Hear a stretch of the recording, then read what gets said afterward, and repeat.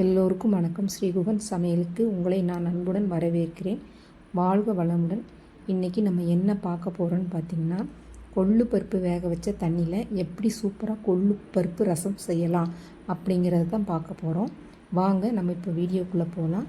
நான் ஒரு 3 தக்காளி கட் பண்ணியிருக்கிறேன். கொஞ்சமாக புளி போட்டிருக்கிறேன். அரிசி கழுவின தண்ணியில் சின்ன அடுப்பில் ஃபுல்லாக வச்சு கொதித்த உடனே சிம்மில் வச்சு 10 நிமிஷம் கழித்து நான் ஆஃப் பண்ணிவிட்டு கீழே எடுத்து வச்சுட்டு அதுக்கு தேவையான அளவு கல்லுப்பு சேர்த்துருக்கிறேன்.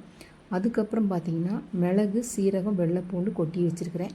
மிளகு 1 ஸ்பூனு அப்படின்னா சீரகம் 2 ஸ்பூன் சேர்த்துக்கணும். ஃபஸ்ட்டு மிளகை நல்லா வறுக்கும்போது வெடிக்கும். அதுக்கப்புறம் சீரகத்தை அதுக்குள்ளேயே போட்டு அதையும் நல்லா வறுத்துட்டு நல்லா பவுட்ரு பண்ணிவிட்டு லாஸ்ட்டாக வெள்ளைப்பூண்டை கொட்டி நம்ம அதை தனியாக எடுத்து வச்சுக்கணும்.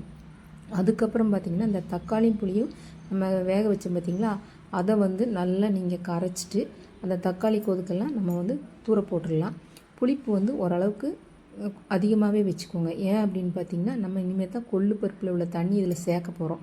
அதனால் புளிப்பு கொஞ்சம் அதிகமாக வச்சிட்டிங்கன்னா நம்ம அந்த தண்ணி சேர்க்கும்போது உங்களுக்கு சரியாக இருக்கும். சரிங்களா?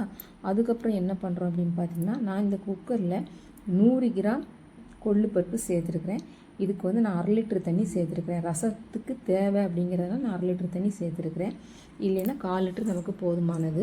அதுக்கப்புறம் இதில் என்னென்ன சேர்த்துருக்குறேன் அப்படின்னு பார்த்திங்கன்னா, மஞ்சத்தூள், சீரகம், பெருங்காயத்தூள், நல்லெண்ணெய் இதெல்லாம் சேர்த்து ஒரு 6 விசில் விட்டுட்டு அதுக்கப்புறம் 10 நிமிஷம் சிம்மில் வச்சுருக்கிறேன். அப்புறம் இதில் பார்த்திங்கன்னா இந்த மல்லித்தலை எதுக்கு போட்டிருக்கிறேன் அப்படின்னு பார்த்திங்கன்னா, இது நம்ம கடைஞ்சி சாப்பிடும்போது பார்த்திங்கன்னா நல்ல ஒரு டேஸ்ட்டும் நல்ல ஒரு மணமும் இருக்கும். நான் பச்சைப்பயிறு கடைஞ்சாலும் போடுவேன். கொள்ளு பருப்புலையும் நான் இப்போ போட்டிருக்கிறேன். இப்போ நம்ம என்ன பண்ணுறோம், நமக்கு தேவையான அளவு அந்த தண்ணியை நம்ம எடுத்துக்கலாம். உங்களுக்கு எவ்வளோ தண்ணி தேவையோ அந்தளவுக்கு நீங்கள் வச்சுக்கோங்க. அதே மாதிரி இருக்கும்போது உங்களுக்கு எவ்வளோ தண்ணி தேவையோ நீங்கள் அதை இது பண்ணிக்கோங்க.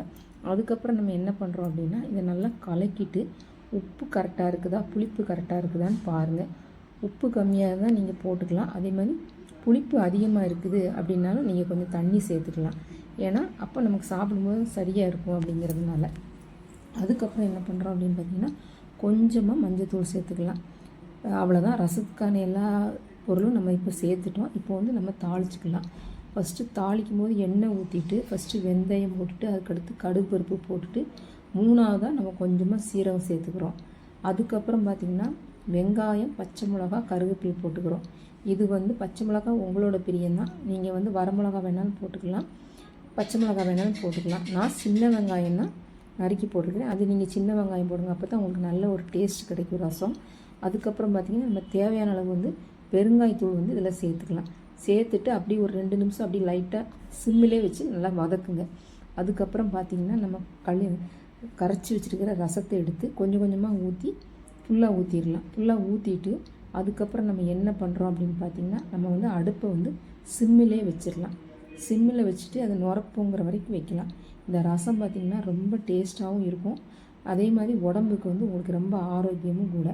அதுக்கப்புறம் பார்த்திங்கன்னா நம்ம ரசம் ஊற்றுற பாத்திரத்தில் கொஞ்சமாக வெல்லம், தேவையான அளவு மல்லித்தலை போட்டுக்கலாம்.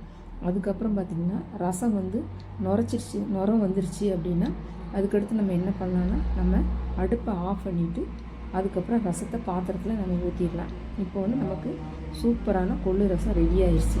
இது உங்களுக்கு உடம்புக்கு ரொம்ப ரொம்ப ஆரோக்கியம். வாரத்துக்கு ஒரு நாள் எல்லாருமே நீங்கள் சாப்பிட்லாம். கொள்ளு பருப்பு கடைஞ்சி அன்றைக்கி ரசம் வச்சுக்கலாம்.